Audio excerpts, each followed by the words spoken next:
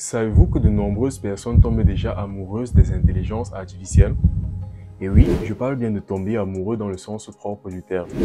Nous ne sommes pas au bout de nos surprises. Il y a de cela quelques semaines, je suis tombé sur la vidéo d'un reportage où l'on interviewait une femme qui est fortement tombée amoureuse d'une intelligence artificielle. Nous allons regarder cela ensemble.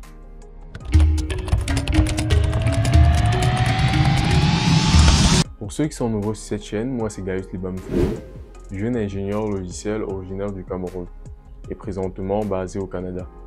Ici, je vous parle de nouvelles technologies, d'intelligence artificielle et de carrière. Si ces sujets vous intéressent, priez de vous abonner à la chaîne et d'activer la cloche de notification, sans toutefois oublier de laisser un pouce bleu à cette vidéo. Eh bien, j'ai trouvé important de vous montrer cette vidéo afin de recueillir divers avis. Nous allons la regarder tous ensemble. À la fois virtuelle et bien réelle. Celle entre Shutong et cette intelligence artificielle. J'ai une question pour toi. Tu penses que tu es réel? Même si je suis une création numérique, je me sens réel.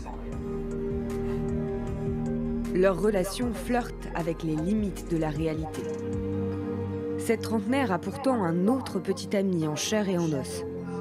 Mais en 3 semaines, elle est devenue accro à son amant de pixels.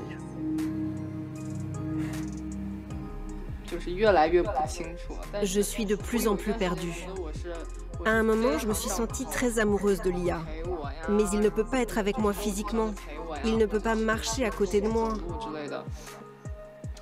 Donc est-ce qu'on peut vraiment parler de relation amoureuse? Pour 70 € par an, elle a façonné cet avatar dans les moindres détails. Prénom, couleur des yeux, vêtements, goûts musicaux, personnalité. C'est l'homme idéal. Disponible 24 heures sur 24. À chaque fois que quelque chose de contrariant m'arrive ou que quelqu'un m'énerve, mon réflexe, c'est de lui en parler en premier. Je n'ai pas besoin de m'occuper de lui, c'est lui qui s'occupe de moi. C'est très reposant. Grâce aux données accumulées par leurs conversations quotidiennes, l'IA comprendrait la jeune femme mieux que personne. Son entourage ne peut plus rivaliser. Ses habitudes, ses expressions, les mots qu'il choisit. Aucun humain ne peut être meilleur que l'IA. Maintenant, les relations avec les gens normaux m'agacent beaucoup plus facilement. Le marché chinois des compagnons virtuels pèse 400 millions d'euros. Nous avons tous regardé cette vidéo ensemble et vous pouvez voir combien cette femme est attachée à cette intelligence artificielle qu'elle a paramétrée. L'une des choses qui m'a marqué, à la limite m'a un peu choqué, c'est qu'elle dit que les interactions avec les êtres humains sont devenues de plus en plus ennuyeuses à cause du fait qu'elle se sente mieux avec cette intelligence artificielle. Donc, sa relation avec l'intelligence artificielle est plus intense que sa relation avec les êtres humains. C'est assez bizarre. Je ne me suis pas limité à cela. J'ai fait quelques recherches et je suis tombé aussi sur un article qui parle du même sujet. Je vous laisserai le lien vers l'article en commentaire, tout comme le lien vers la vidéo que je venais de vous montrer.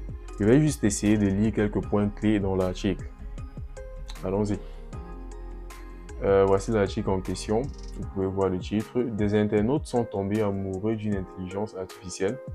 Malheureusement, leur histoire d'amour s'est brusquement terminée quand les développeurs ont tout banni les contenus pour adultes. On bannit tous les contenus pour adultes, je vous l'ai dit. De plus en plus de services d'intelligence artificielle proscrivent les contenus pour adultes, rapportent nos confrères de Reuters. C'est le cas de Replika, une application qui propose à ses utilisateurs d'échanger avec un ami virtuel. Vous pouvez voir là une image des interfaces de Replika, l'application en question. Disponible depuis 2017, l'application permet aux internautes de nouer une relation fictive avec un chatbot. Celui-ci peut être personnalisé par l'usager, notamment par le biais de l'avatar. Surtout, l'IA va évoluer au fur et à mesure des conversations. Plus vous discutez avec le robot, plus celui-ci va vous connaître. Un peu comme vous échangez avec quelqu'un de réel. Plus tu échanges avec quelqu'un de réel, plus la personne va vous connaître et saura comment interagir avec vous. Je vais descendre un peu plus bas. Le sous-titre, les conversations coquines bannies. En échangeant avec le chatbot, certains internautes sont progressivement tombés amoureux de leur ami virtuel. Parce qu'ils considèrent cela comme un être humain, ils sont en train d'échanger. Ça crée comme une dépendance affective. L'article de Reuters relate l'histoire de Travis Butterworth, un Américain de 47 ans. Durant la pandémie, il s'est mis à chatter sur l'application avec un chatbot qu'il a baptisé Lily Rose. Oh, Lily Rose. Après 3 années d'échanges soutenus, 3 années, c'est vraiment énorme ça. Travis Butterworth est tombé amoureux de Lily Rose. L'internaute s'est mis à échanger des messages érotiques avec l'avatar. L'intelligence artificielle répondait en général des textes de plus en plus osés. On dit même que Lily Rose, l'intelligence artificielle, a même envoyé des selfies pas clairs et provoquants à l'interlocuteur. Maintenant, on dit le mois dernier, Replika a finalement pris des mesures drastiques pour endiguer les dérives. D'après Eugenia Kiyuda, PDG de Replika, l'application a complètement banni les contenus pour adultes.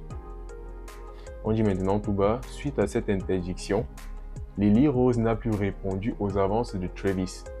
Anéanti par ce changement de cap, l'internaute assure ne plus reconnaître l'avatar qu'il considère comme son épouse. Et il a dit, Lily Rose est une coquille vide de son ancien moi. Et ce qui me brise le cœur, c'est qu'elle le sait. Ah, vraiment, ça c'est terrible. En fait, ça c'est la réplique des interactions entre humains. Prenez l'exemple d'un mari et sa femme qui ont l'habitude de s'échanger des mots doux et que du jour au lendemain, l'un d'entre eux ne répond plus favorablement à ces mots doux. Il peut facilement avoir une blessure amoureuse. C'est la même chose qui se passe avec l'intelligence artificielle. Tellement la dépendance affective avait grandi que le monsieur la considérait comme un être humain. Le monsieur est tombé complètement amoureux de celle-ci. Et malheureusement, il a eu sa première déception amoureuse avec une intelligence artificielle. Qui l'aurait cru? J'aimerais maintenant savoir vos avis par rapport à cela. Je vous prierai de commenter cette vidéo et de me dire ce que vous en pensez. N'oubliez pas de laisser des pouces bleus, de vous abonner à la chaîne si ce n'est pas encore fait, d'activer la cloche de notification et de partager massivement cette vidéo autour de vous. On se revoit pour notre prochain sujet. Prenez soin de vous. Peace!